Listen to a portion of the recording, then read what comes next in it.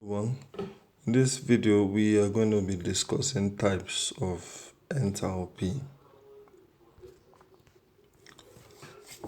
Now, we start with enthalpy of formation, or we say heat of formation.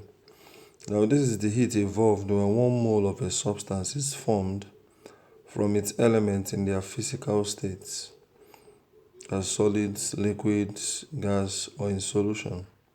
At standard state, whenever you hear standard state, it means temperature, standard temperature and pressure. Standard temperature is 25 degrees Celsius, and while standard pressure is 716 millimeter mercury. Okay, now 7 millimeter mercury, or you say 1 atmosphere, so that's 1 atm this way. And at those standard states, it is called standard heat of formation. Okay, so we see examples here. The reaction for the formation of water is given as this. Now, the idea is that 1 mole of water should be formed. So if you see our equation here, water is just 1 mole. And water is made up of hydrogen plus oxygen. So if you notice, we balanced oxygen with half, okay? So that at the end of the day, we can have oxygen of just 1 mole on the right-hand side.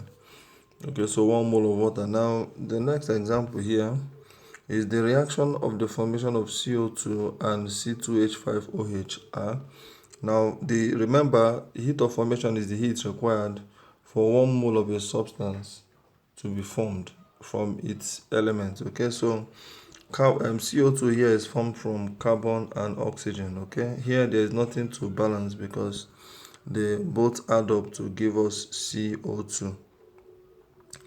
Then C2H5OH, which is ethanol, is made up of carbon, hydrogen, and oxygen. Okay, so remember it has to be 1 mole. So we have 1 mole on the right hand side, 1 mole of ethanol. Then anything you're balancing should be on the left hand side. Okay, so carbon, we have 2 carbon. Hydrogen, we have 6 hydrogen. Then oxygen, we have 1 oxygen. That's why we have half O2. So O2 means you have 2 oxygen, but when it is half O2 now means you have just 1 oxygen, because that would be half times 2, which is equal to 1. Okay, now note that heat is given out in the formation process of most compounds. What that means is that the reactions of most formation is exothermic. For this reason, heat must be applied to break up the compound into its constituent elements. So in the same way, heat is released to combine elements, to bring elements together to form a compound. That's the same way you need heat. Heat is absorbed, to break up the compound into its constituent elements. Now we see a question here. We are given that the heat of formation, delta H, of phosphorus 5 oxide, P2O5, from white phosphorus and violet phosphorus are minus 765.7 kilojoules per mole and 729.7 kilojoules per mole respectively. So we are asked to calculate the heat of formation per mole of the violet form to the white form. Okay, this question is looking like Hess law. You can look at our previous video on enthalpy change, to have better understanding of Hess law. Well, let's look at this here. We are given that white phosphorus, okay, now plus oxygen give us phosphorus 5 oxide, that means P2O5. Now to balance this here means that we should have 2 here, that means P is 2, okay. Then oxygen here should be 5 over 2 to make it 5, okay. That's because 5 over 2 times 2 will give us 5, okay.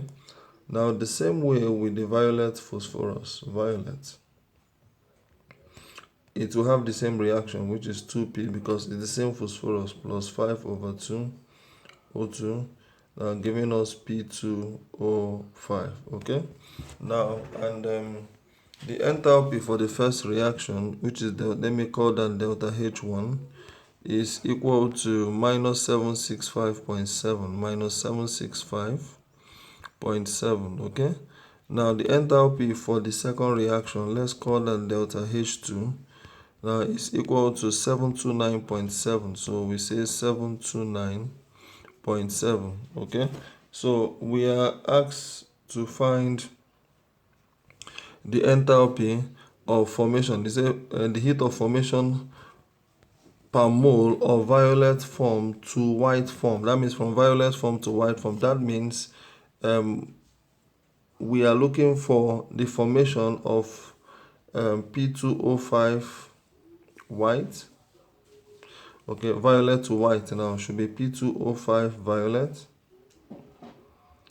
Violet, okay, to P2O5 white.